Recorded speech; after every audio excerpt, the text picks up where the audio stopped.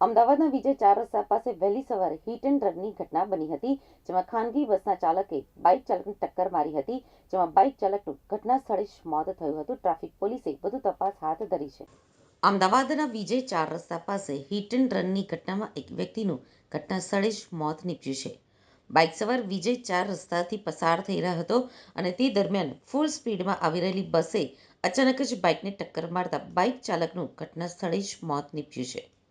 તો ટ્રાફિક પોલીસે સીસીટીવીની મદદથી આરોપી કઈ તરફ ભાગ્યો છે તેને લઈને તપાસ હાથ ધરી છે અને બસ ઘટના સ્થળે જ ઊભી રહેલી છે.